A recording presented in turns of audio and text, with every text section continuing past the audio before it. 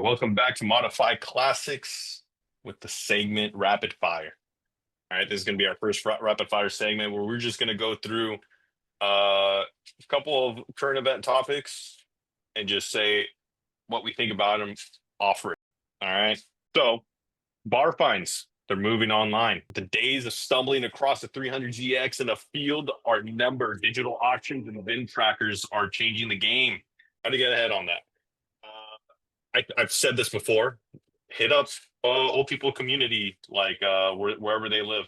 There's a lot of 55-plus-year-old communities, and they're constantly selling their things. Either that's garage sales, estate sales, or just driving around and seeing them parked on the road.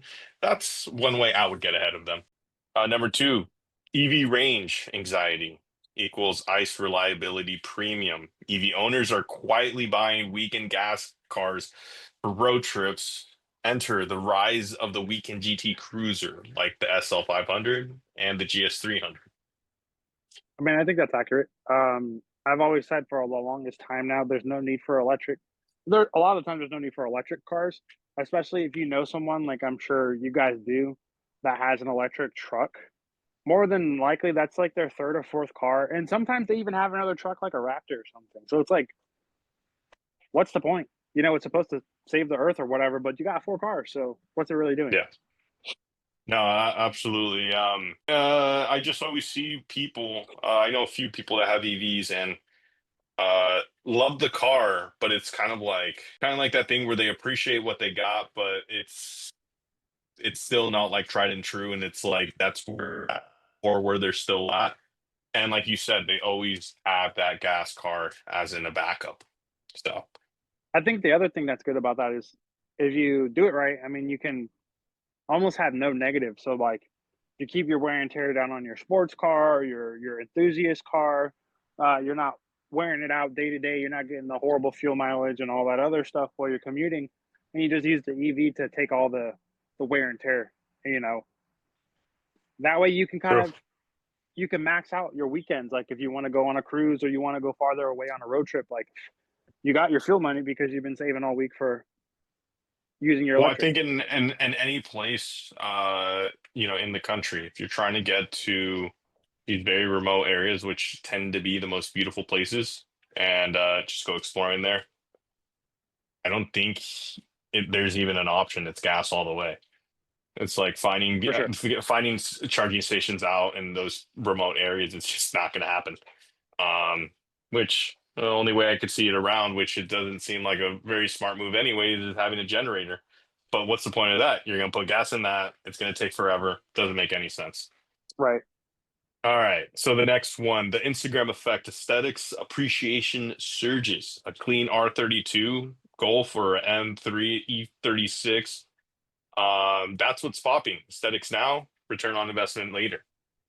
Funny enough on this, I do want to say that it's like it's got me like I have a 300 SD Mercedes and I like it just because of the aesthetics of it. I like it because of the functions of it. It has certain things that's catered to the driver itself or people that are going to be driving in that or riding in that car. But um Instagram has like made me go more down into that lore of those Mercedes around the 80s because I did see this one guy that he does filmmaking. He's like some cat from LA and he has like a three SL 350 or something or SL 500 or whatever from that same era. And realistically, it's probably the only reason why I engaged with that guy, like because of that specific car. It just adds a little bit of character to him. It like we've said this before. These cars are an extension of your personality, of the person you are, your character, right? So him having this car and seeing him passionate over this car makes me more interested in the person that he is and the information that he has to give. Yeah, I mean, I think that's a part of it, and that's definitely the other aspect of like we talked about before. It's an eye catcher, right? And that's something that you can use to extend your network. And even if you're, doing remote work and content creation, it might be something to Yeah. catch your eye. Now, if he was driving like anything else, maybe the complete visual wouldn't have captured you the same way to get you to stop scrolling. So I think that's definitely part of it for sure. Right. All right. Moving on to the next. We got Carvana classic listings. They're climbing. I don't really be looking at too many market stuff like that. But when an NSX and a super hit your grocery delivery app, you know that the investors have a right. Well, I think this is a perfect topic because if it's all the stuff we're talking about before, you've had the I remember Carvana becoming a thing because it's an idea I thought of like, why don't you just do everything remote? Everyone's so busy. We don't have time. You Hmm. just DocuSign everything. There's thousands of freaking lenders that can give you funding and get delivered to your doorstep in all of our busy lives, right? So we saw that rise. And then we saw the pullback during COVID because of all the shortages and same thing with the car rental companies and all that. I think this just confirms it, just like we were talking about before with the single family homes becoming, the meta. Now it's Yeah. going to be your imports. Now it's going to be your Yeah. collectibles because they can't risk as much money. Yeah. I would end up going to saying that I can see this continuing to be a thing. I don't think that this is going to disappear. The only reason why is that I think in other parts of the world, Asia, Latin America, um, getting things delivered to your door is very normal. It's very normalized. Like, I mean, you could, I got my puppy delivered to my doorstep and it was all like just through online and stuff. So it's like, I think the US is a little bit behind on that. So yeah, I can see this thing continuing to grow. All right. All right. So next topic, Gen Z is discovering the manual transmission. I've seen this. Gen Z is definitely has an interest to this, right? I think it's just more of just trying to find that identity in kind of like this like dead internet space that we're currently experiencing, where everything like tends to be the same and people are just kind of like copy and pasting what they see. Um, Definitely the modern classics or manual transmission is not something that I feel like people are I mean like the older generations, it's not something that they're going back on, but the younger generation definitely sees the beauty in that. Yeah, I mean, I think like you said, same thing with the car that you pick, extension of your personality. It's just more lore, right? So it's like you're stacking these little different pieces of persona, and what's the flex? Maybe it's a brand new Mercedes, but instead of buying the brand new Mercedes, you bought a '90s Mercedes or '80s Mercedes, and it's convertible. It's like, and then it's manual. There's all these little intricacies that go into it, and it just gives you an insight to how that person is, and it's maybe even like a little bit of a flex, right? Mhm. Stuff that people ain't, they're not on. It's like the underground hype, but the underground been hype for so long, it just kind of didn't translate through culture from even our generation to Gen Z. There Yes. was less of an interest in cars, and you had that divot in the cycle, and then it'll go back to the beginning, right? So I think we're Yeah. seeing that trend back to the beginning. Right. All right, next one. Insurance companies are rewriting classic car coverage. Don't have much to say on this one. Well, there's like classic car specific insurance companies. Like I know Haggerty has their whole thing. And even Haggerty started like a marketplace. So it is kind of interesting that they're doing the marketplace thing because I think they're probably using that as a tool to gauge actual market transaction on their platform. Hmm. So they're getting internal data so that they can say Right. like, hey, we have this car underwritten for X amount of dollars. Well, now we have say 500 cars that have sold within this bracket. What's the median on them? All right, well we know Hmm. roughly around this price point, right? So I think they're using that as a additional tool to get data so they can actually uh, appraise the cars they're insuring better. All right, from Turo to Trophy, renting out your collector. Um, my experience with Turo is that I've seen in the earlier days, I saw very interesting cars. I remember around this area, you were able to. I don't know if you ever saw this car when you were living here, but it I was a already know what it is. Miata. It was like a pink Miata with like these really cartoon like animated like flowers. But you can Yeah, rent it on Turo. Uh, and I think like that was some years ago, so I could definitely see this shifting towards being used as a platform where it was intended to be, where it's like, okay, finding iconic cars to rent out, right? I mean, music videos are still a thing, obviously weddings are still a thing, but it's like we're a different generation. We're tied onto different type of nostalgic memories. And that's the thing. I mean, hey, if hypothetically speaking, if I would ever set up a wedding like that and have a car there, maybe it wouldn't be a Bel Air. That's not my type of thing, that I would not my type of lore that I would want to engage in, right? But like, you know, dude, like a blacked out Supra, like maybe, I don't I know. mean, Uh, I think it just goes back to sort of even like the EV thing, right? But even more third party, we see decentralization in all things. Before if you want to rent a car, you're going to go to your mainstream hitters, your Hertz, your Enterprise, that kind of stuff, and then you have the kind of offshoot of that, which is like the exotic car rentals, right? And now it's getting to the point with automotive stuff that there's experiences to be had that are somewhere in between exotic and just consumer level eco boxes, right? And it's like, okay, let's say you're going to go on vacation and you're going to go to Miami, Florida. What would be sick there? A Jeep. You could take the roof off, you could take the doors off, and you'd be mhm, immersed in the beach life, right? So I think that it's an option to cater towards fitting the vibe of whatever's going on for that event. Or, you know, you don't have to own the car full time and maintenance it. You could just use it whenever you need. It's almost like automotive dating, right? Like I could just, hey, I just want a car for tonight. Cool, boom, let's get this one. I'm gonna take my girl on a nice date, maybe or something. Maybe we'll get something a little more classy, she'll dress up. We'll right, take her to a nice steakhouse or whatever the case is, right. and we'll get this nice luxury vehicle to do that, and that would just be our once or twice a year thing, right?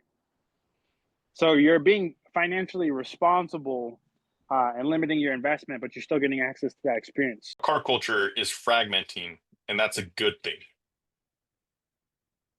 Is it? Initial impressions, no, No, but I don't think so. also maybe depends on the fragmenting. If there's enough players in the market that are catering to the longevity and experience of things that we like to do, obviously we're going to be biased toward that direction. Uh, but also the diversity would bring more interest because the more the market, I mean, I think it's fragmenting a little bit, but most of the market's kind of going the same direction and experience.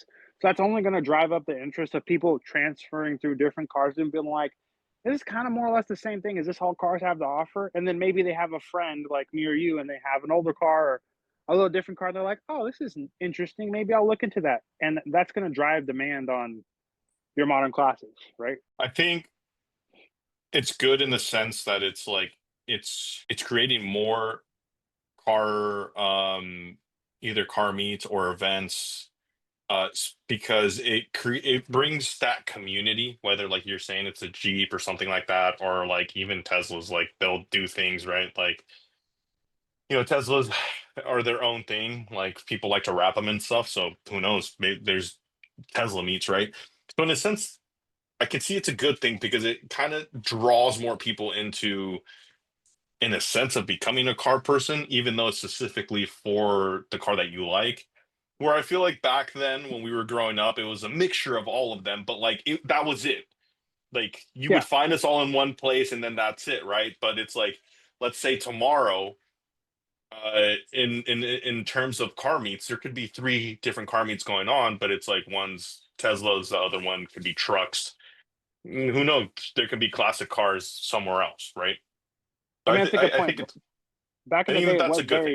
it was very diverse. And that's where the competition came out and there was all the rivalries and Right. like we talked about before, the 2000s, early 2000s to 2010, 2012, it's probably the best time to be a car person or best car era to buy in just because there was so many different options Right. and so many things to enjoy, right? And experience. Yeah. I can definitely see it, like I said, the whole thesis, like with fashion, like everything comes to Cycles. full circle.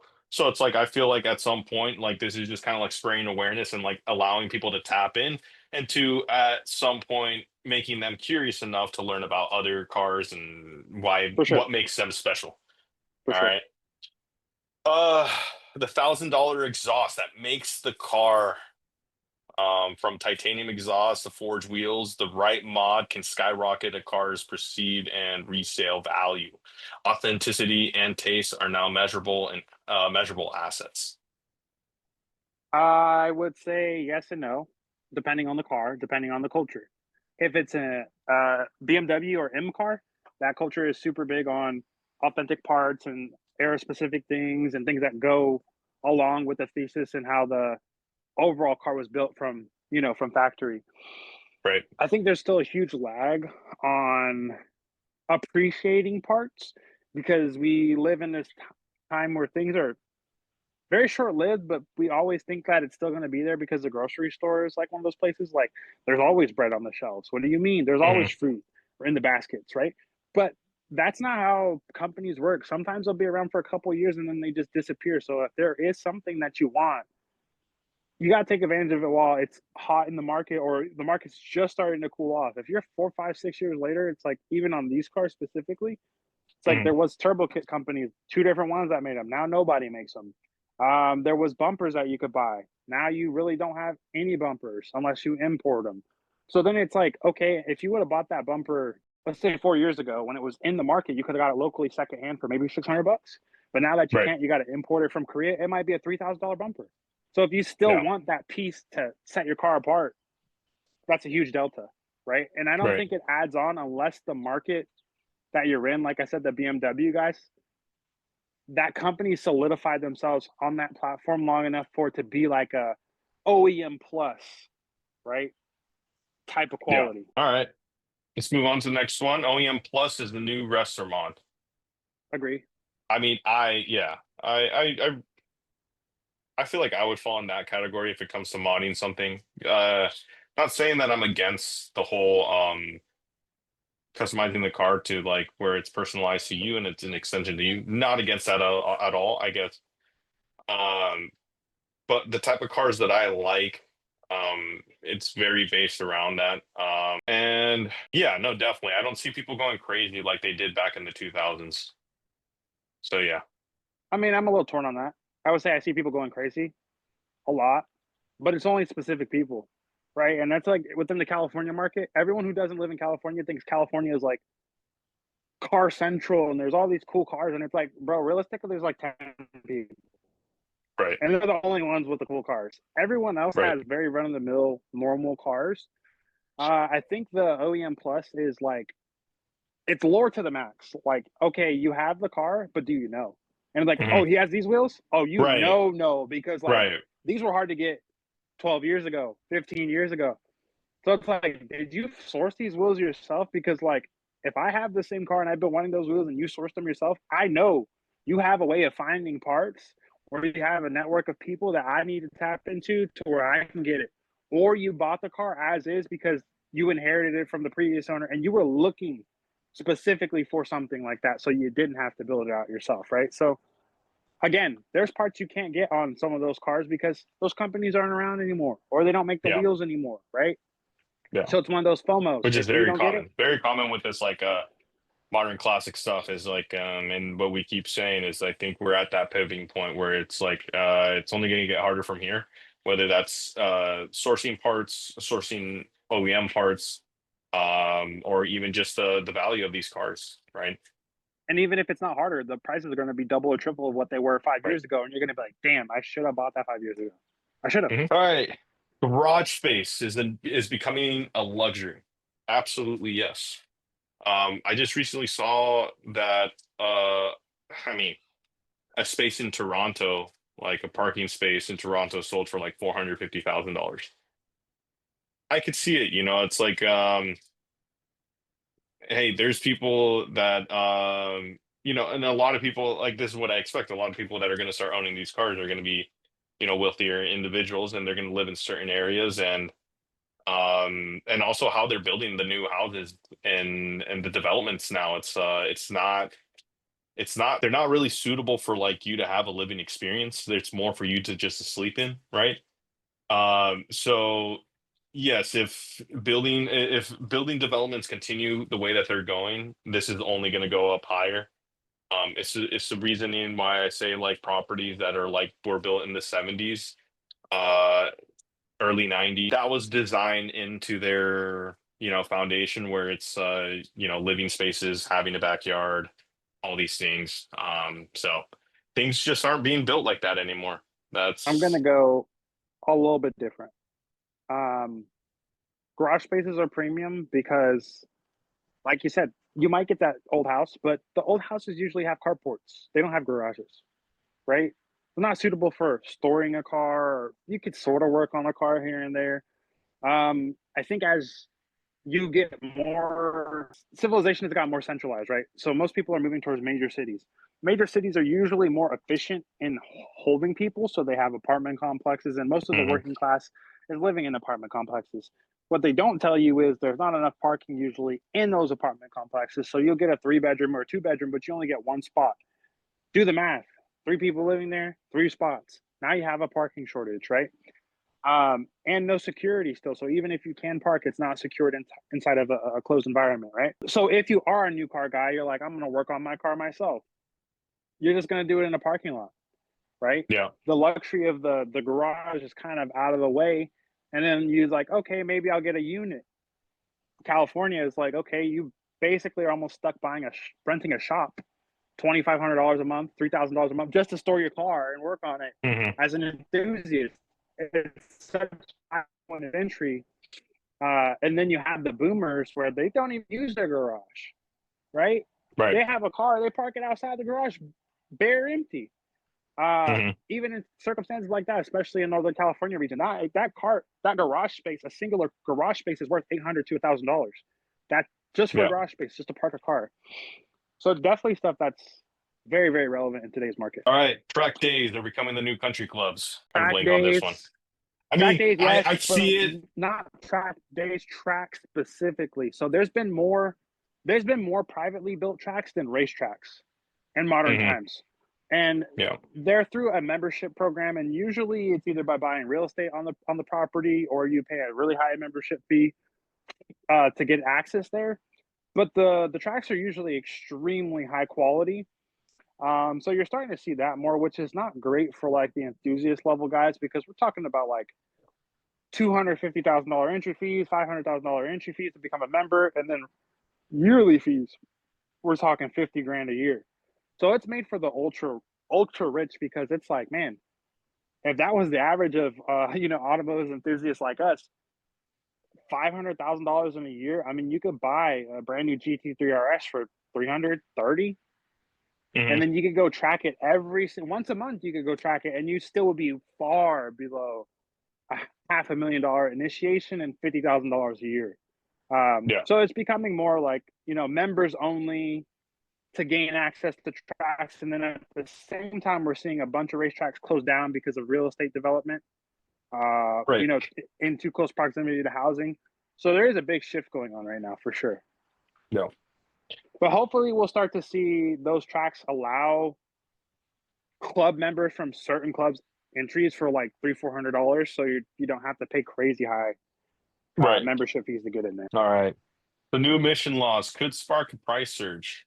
Regulations are tightening, especially in states like California, pushing buyers to act before analog gets legislated out. It's deja vu for anyone who missed the pre-ban motorcycle boom. I will say that, like we talk about on the full videos a lot of the time, anytime there's regulation, that's already going to be built-in restriction artificially, and usually create more demand. Whether or not it Absolutely. happens or not, the sheer fact that it's there, and that California is a super high regulatory state, if there's a way they can do it, they will do it. Right. And right now, there's that bill that passed, and they're supposed to comply with the new emissions laws, but how legislative they can be. So they will legislate it out for the next 10, 20 years. By that time, there's going to be a new administration, and they're going to go back to Right. doing what they've been doing. So, Right. and in that short period of time, there's no real way for you to bypass it, because, like I said, the main cases are going to be caught in court for 10, 15 years. So there's going to be no way for you to really fight that. Um, I agree on that. Legacy cars in a subscription world as OEMs shift to paid subscriptions for heated seats and features. Owning a no-fee, full control classic feels rebellious. Analog ownership is fast becoming a badge of freedom. Absolutely. I mean, I think that you've seen this in other areas where instead of going with the flow of where everything is going and just accepting the things whether you actually accept them or not, it's like staying in a certain place is an act of rebellious and not standing and moving. So um I think that it's like even the fact of the full control, it also has to do with just being in control of your privacy, not giving your data away, right? And a lot of these things aren't things that you're gonna verbally agree to. They're gonna be in the contracts of when you're buying the car, or All the small text. it's the small fine print, but it's like we saw it with our phones. It's gonna be literally a playbook play with these cars. I think it's gonna be the same exact thing. Um, where you had a time where it's like you were able to use your phone for whatever reasons, and you're not gaining, and you were able to discover new things, right? The problem about technology now is that like you're not really discovering new things. You're just being fed things that whatever the algorithm thinks you want to see, right? And that definitely changes the experience of all of this. So um, the fact of with cars that you're still going to be able to just be purely in control is going to be the biggest upside to it. Yeah, I mean the rebellion part is normal for humans. Anytime you try to restrict them, they lash out in some way and they do something you're not expecting, right? It's weird though because it's like not to get too political, but it is kind of like a political statement. Like I'm going against the flow. So it is something where I think you could be. I mean, we see it already in other cultures. Like Japan is like, don't stick out. You know, go with the flow. Right. The nail that Hmm. sticks out gets hammered. So if we move on Hmm. to a society that's like when we saw during COVID, care for your neighbor, Hmm. whatever. If everyone in the neighborhood's driving the EVs and you're the only guy, you know, you got an actual cold start. Go out in the garage, turn it on. It's like you don't care Hmm. about anyone but Yeah. yourself. Oh no. It could become No. a very ostracized experience, and I think sometimes that might pull people out of it, but it also will give somebody something worth fighting for. And I think sometimes that's needed in society because people don't have a lot of meaning, and they're searching for meaning now. And it's like this is something I actually like, and it's Right. worth fighting for, right? Absolutely. Well, perfect. That was an interesting first time rapid fire. I really like that. So definitely we're going to be doing more of these. Good to have one every week. But definitely Yeah, and hope you if there's guys a enjoyed topic that. that you guys want us if there's a topic that you guys want us to review or go into in one of our rapid fire segments, we can feature one topic every single time. So drop a comment and we'll add it Yeah, on our next one. absolutely. So you heard that, guys. Drop a comment, whether it's something you want us to review, rapid fire, or just feedback. We appreciate all of it. So we'll catch you guys next time, and have a good one.